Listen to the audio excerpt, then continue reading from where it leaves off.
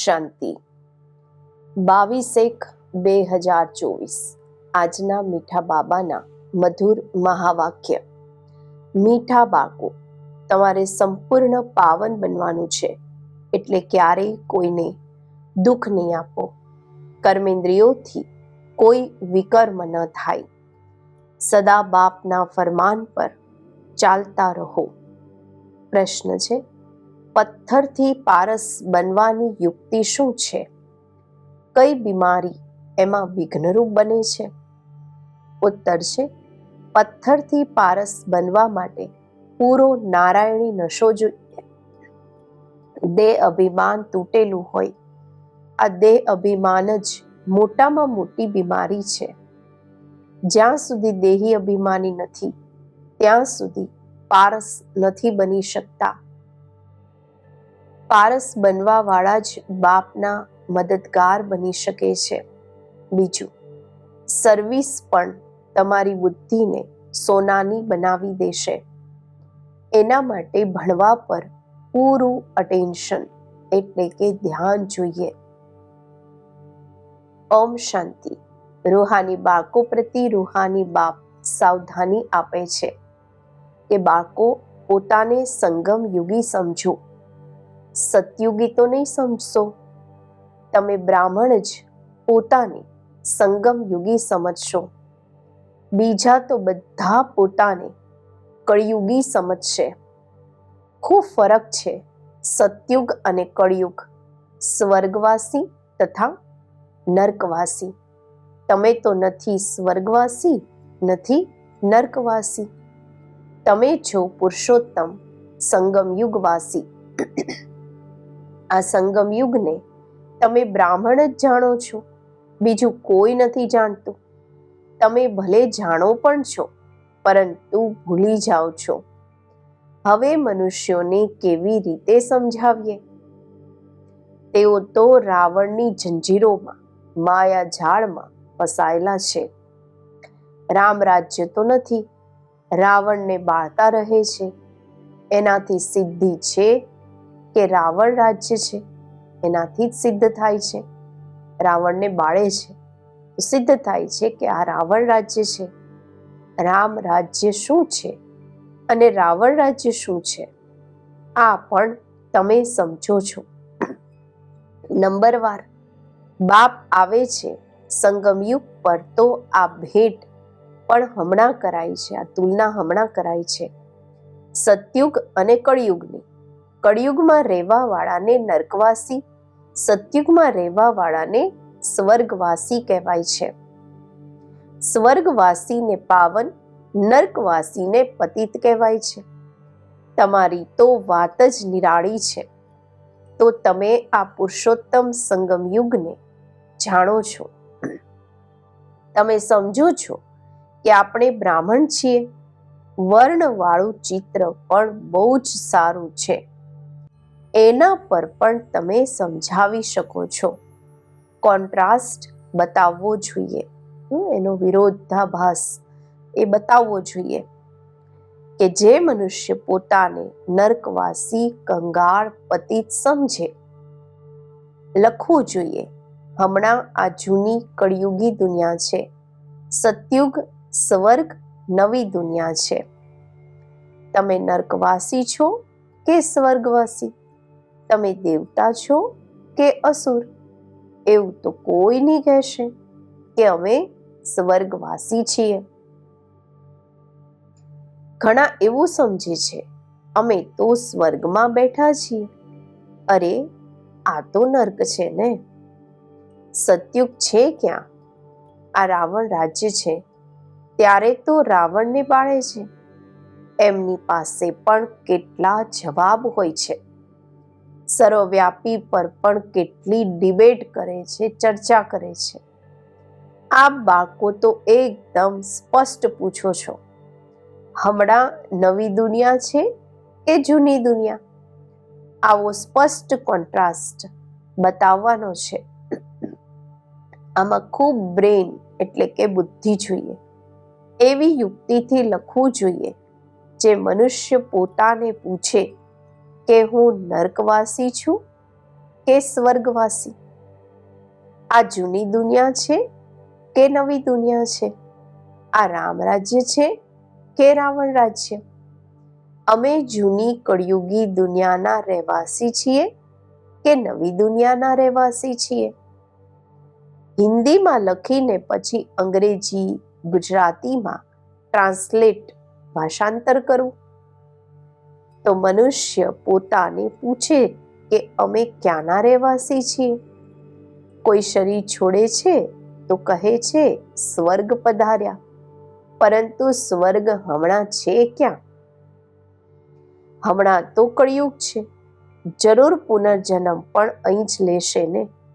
સ્વર્ગ તો સતયુગને કહેવાય છે, ત્યાં હવે કેવી રીતે જશે? આ બધી વિચાર સાગર મંથન કરવાની વાતો છે. આમ સ્પષ્ટ કોન્ટ્રાસ્ટ હોય એમાં લખી દો, ભગવાન વાચ, દરેક પોતાને પૂછે, હું સતયુગી રામ રાજ્ય નિવાસી છું કે કળિયુગી રાવણ રાજ્યનો નિવાસી છું? તમે બ્રાહ્મણ છો સંગમ યુગવાસી? તમને તો કોઈ જાણતું જ નથી. તમે છો સૌથી ન્યારા. તમે સતયુગ કળિયુગને યથાર્થ જાણો છો. તમે જ પૂછી શકો છો કે તમે વિકારી ભ્રષ્ટાચારી છો કે નિર્વિકારી શ્રેષ્ઠાચારી છો? આ તમારું પુસ્તક પણ બની શકે છે. નવી નવી વાતો કાઢવી પડે ને, જેનાથી મનુષ્ય સમજે કે ઈશ્વર સર્વવ્યાપી નથી. તમારું આ લખાણ જોઈ પોતે જ અંદરથી પૂછશે, આને આયરન એજ કળિયુગ તો બધા કહેશે. સતયુગી ડીટી રાજ્ય તો એને કોઈ કહી ન શકે. આ હેલ છે કે હેવી? એવું ફર્સ્ટ ક્લાસ લખાણ લખો કે મનુષ્ય પોતાને સમજી જાય કે અમે બરોબર નર્કવાસી પતિત છીએ. જે ઓટે સો અર્જુન. ગીતામાં અર્જુનનું નામ આપ્યું છે. બાબા કહે છે આજે ગીતા છે એમાં લોટમાં લૂણ છે, લોટમાં મીઠા સમાન વાતો સત્ય છે. મીઠા અને સાકરમાં કેટલું અંતર છે? તે મીઠી અને તે ખારી. શ્રી કૃષ્ણ ભગવાન વાજ લખીને ગીતા જ ખારી કરી દીધી છે. મનુષ્ય કેટલા દલદલમાં ફસાઈ જાય છે. બિચારાઓને જ્ઞાનના રહસ્યની પણ ખબર નથી. જ્ઞાન ભગવાન તમને જ સંભળાવે છે, આ બીજા કોઈને ખબર જ નથી. જ્ઞાન તો ખૂબ સહજ છે, પરંતુ ભગવાન ભણાવે છે આ ભૂલી જાય છે.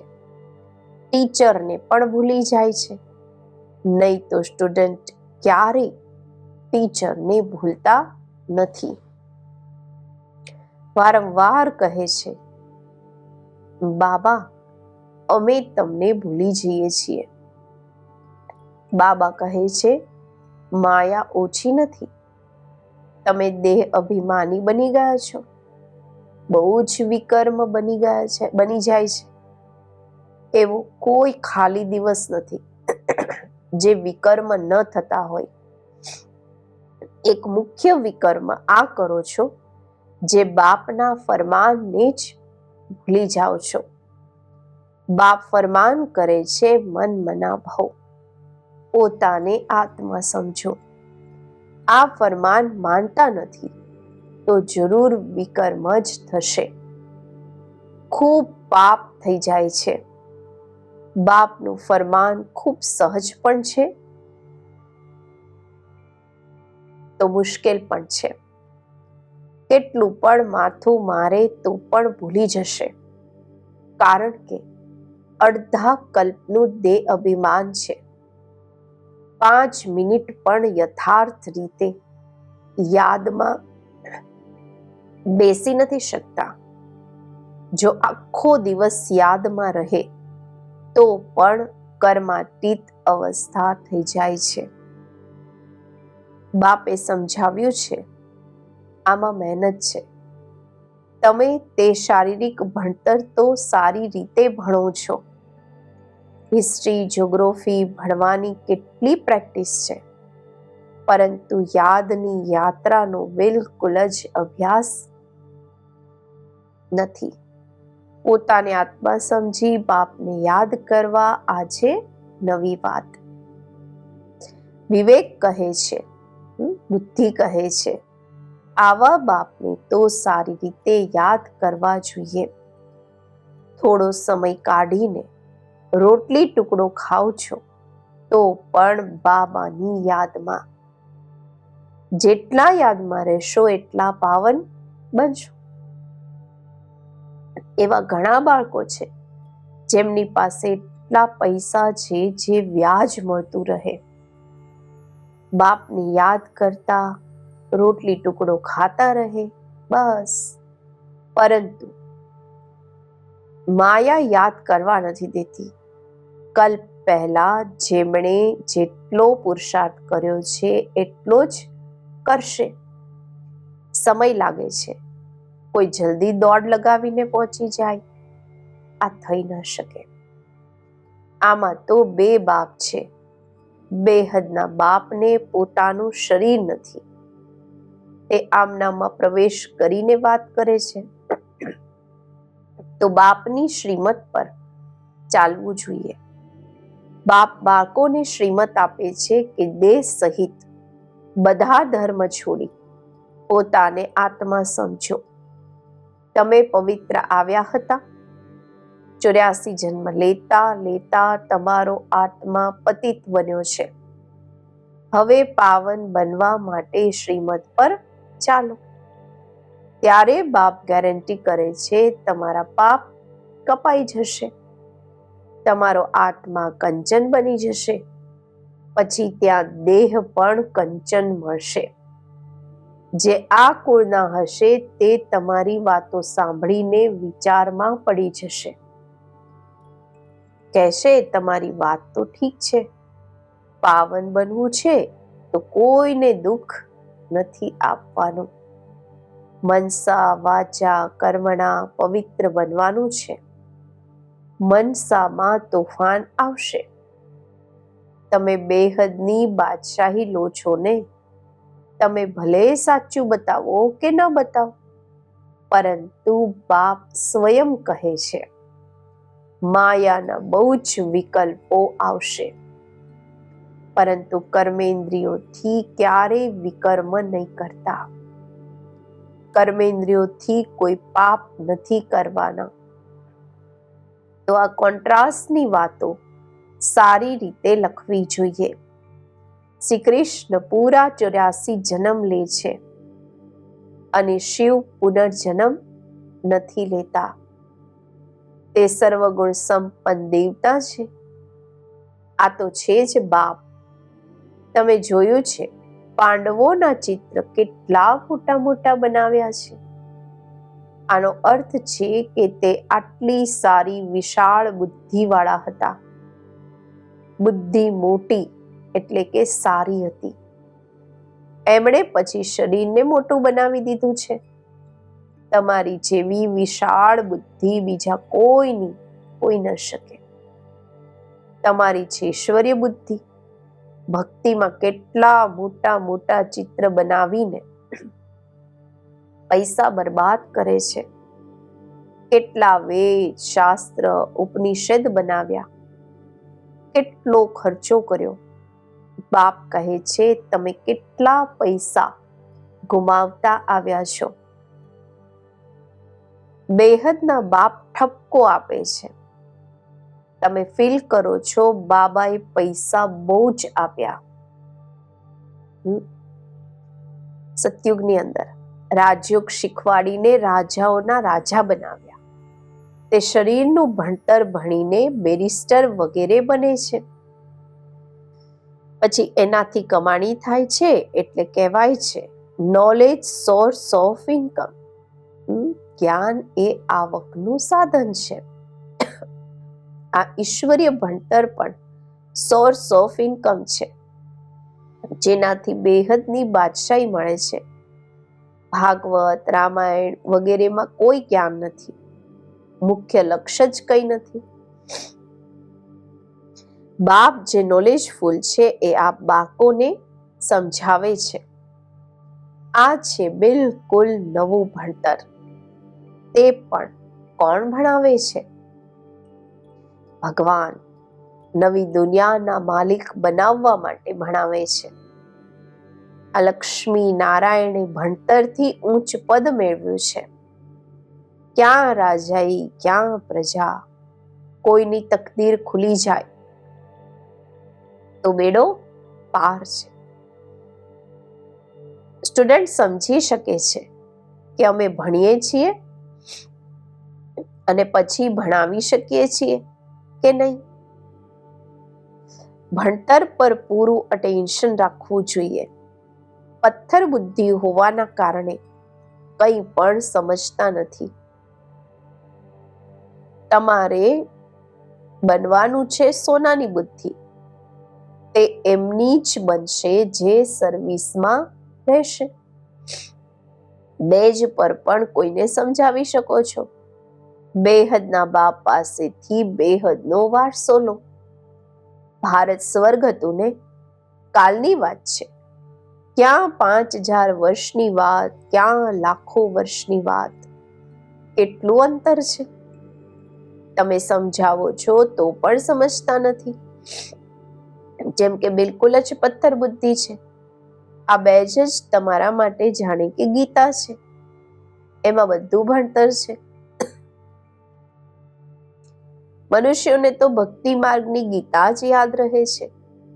હમણાં તમે જે બાપ દ્વારા ગીતા સાંભળો છો એનાથી તમે 21 જન્મ માટે સદગતિ મેળવો છો. શરૂમાં તમે જ ગીતા વાંચી છે. પૂજા પણ તમે જ શરૂ કરી છે. હવે પુરુષાર્થ કરીને ગરીબોને ભક્તિ માર્ગની જંજીરોમાંથી છોડાવવાના છે. કોઈને સમજાવતા રહો. એમાંથી 1-2 નીકળશે.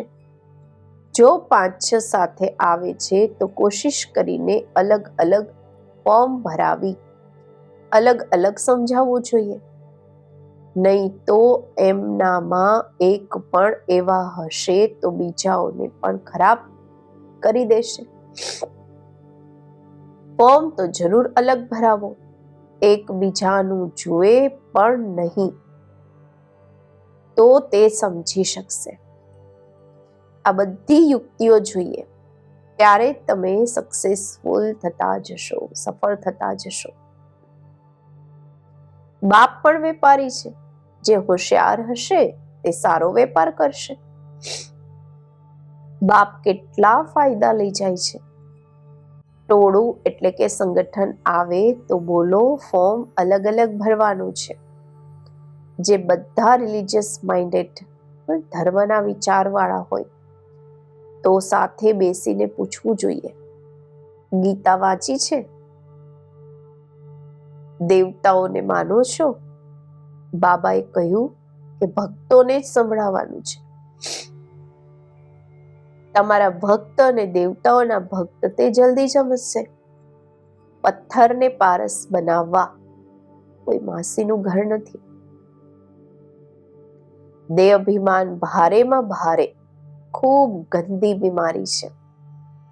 જ્યાં સુધી દેહ અભિમાન નથી તૂટ્યું ત્યાં સુધી સુધરવું ખૂબ મુશ્કેલ છે. આમાં તો પૂરો નારાયણી નશો જોઈએ. આપણે અશરીરી આવ્યા, અશરીરી બનીને જવાનું છે. અહીં શું રાખ્યું છે? બાપે કહ્યું છે મને યાદ કરો. એમાં જ મહેનત છે. ઊંચી મંજિલ છે. ચલનથી ખબર પડે છે કે આ સારા મદદગાર બનશે કલ્પ પહેલાની જેમ. અચ્છા, મીઠા મીઠા સિકેલધા બાળકો પ્રતિ માત પિતા બાપ દાદાના યાદ પ્યાર અને ગુડ મોર્નિંગ. રૂહાની બાપના રૂહાની બાળકોને નમસ્તે. આપણે રૂહાની બાળકોના રૂહાની બાપને નમસ્તે. ધારણા માટે મુખ્ય સાર. પહેલું છે મનસા વાચા કર્મણા પવિત્ર રહેવાનું છે. કર્મેન્દ્રિયોથી કોઈ વિકર્મ ન થાય એની સંભાળ કરવાની છે. આત્માને કંચન બનાવવા માટે યાદમાં જરૂર રહેવાનું છે. બીજું, દેહ અભિમાનની કડી બીમારીથી, કઠોર બીમારીથી છૂટવા માટે નારાયણી નશામાં રહેવાનું છે. અભ્યાસ કરો. આપણે અશરીરી આવ્યા હતા, હવે અશરીરી બનીને પાછા જવાનું છે. વરદાન: યોગ કરવો અને કરાવવાની યોગ્યતાની સાથે સાથે પ્રયોગી આત્મા ભવ. બાપ દાદાએ જોયું, બાળકો યોગ કરવો અને કરાવવો બંનેમાં હોશિયાર છે. તો જેવી રીતે યોગ કરવા કરાવવામાં યોગ્ય છો, એવી રીતે પ્રયોગ કરવામાં યોગ્ય બનો અને બનાવો. હમણાં પ્રયોગી જીવનની આવશ્યકતા છે. સૌથી પહેલા ચેક કરો કે પોતાના સંસ્કાર પરિવર્તનમાં ક્યાં સુધી પ્રયોગી બન્યા છો. કારણ કે શ્રેષ્ઠ સંસ્કાર જ શ્રેષ્ઠ સંસારની રચનાની નીંવ એટલે કે પાયો છે. જો નીંવ મજબૂત છે તો અન્ય બધી વાત સ્વતઃ મજબૂત થયેલી જ છે. સ્લોગન છે: અનુભવી આત્માઓ ક્યારેય વાયુમંડળ તથા સંગના રંગમાં આવી નથી શકતા. અવ્યક્તિ સાયલેન્સ દ્વારા ડબલ લાઇટ ફરિશ્તા સ્થિતિનો અનુભવ કરો.